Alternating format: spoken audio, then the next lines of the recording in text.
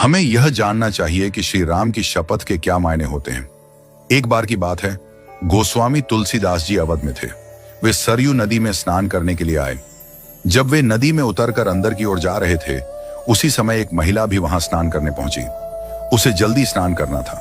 उसने तुलसीदास जी को देखकर प्रणाम किया और कहा, बाबा जी, मुझे शीघ्र स्नान करना अनिवार्य है। आप उस ओर मुख कर नदी में खड़े हो जाइए। आपको आपके राम जी की शपथ है, जब तक मैं न कहूं, आप न पीछे मुड़कर देखेंगे, न नदी से बाहर निकलेंगे। गोस्वामी जी ने महिला को आश्वासन देते हुए कहा, ठीक है, और नदी में महिला की ओर पीठ घुमाकर खड़े हो गए। कड़ाके की ठंड पड़ रही थी। महिला जल्दी जल्दी स्नान करके भागी। जल्दबाजी में वह महिला गोस्वामी जी को पीछे मुड़ने या बाहर निकलने को कहना भूल गई।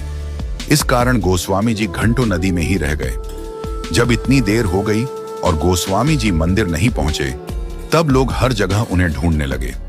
ढूंढते ढूंढते पता चला कि गोस्वामी जी स्नान करने गए थे और तब से अभी तक वापस नहीं आए हैं। उनके साथ के लोग सरयू नदी के किनारे जा पहुंचे और पाया कि गोस्वामी जी नदी में खड़े हैं।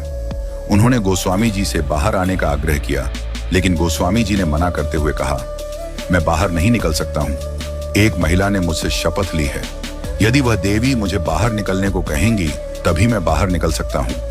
तुलसीदास जी की बात सुनकर सभी लोग हैरान हो गए। धीरे धीरे यह बात राजा के पास पहुंच गई। राजा कुछ समझ नहीं पाए। वह शीघ्र ही गोस्वामी जी के पास पहुंचे और उनसे बाहर निकलने की विनती करते हुए कहा, किसी व्यक्ति की शपथ के कारण इस कड़ाके की ठंड में नदी में खड़े रहना स्वास्थ्य के लिए सही नहीं है। सबसे महत्वपूर्ण आपका स्वास्थ्य है। लेकिन गोस्वामी जी ने उन्हें मना करते हुए कहा, मेरे से कहीं अधिक मेरे प्रभु का नाम महत्वपूर्ण है। उन देवी ने मुझे मेरे प्रभु श्री राम की शपथ दिलाई थी। उनका नाम मेरे पूरे अस्तित्व से अधिक महत्वपूर्ण है। राजा ने गोस्वामी जी से पूछा, बाबा जी, उन देवी का नाम क्या है? कहाँ की रहने वाली है वह? इस प्रश्न पर तुलसीदास जी ने राजा से कहा, मुझे झात नहीं है।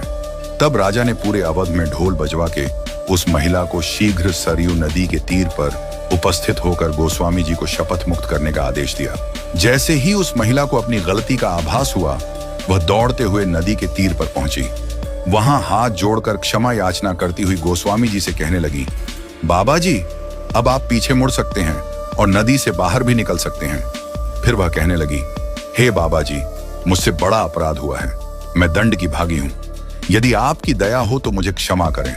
गोस्वामी तुलसीदास जी मुस्कुराते हुए बोले, नहीं देवी, आपसे कोई अपराध नहीं हुआ है। मेरे प्रभु चाहते थे कि मैं यहाँ एकांत में श्री सरयू जी के जल में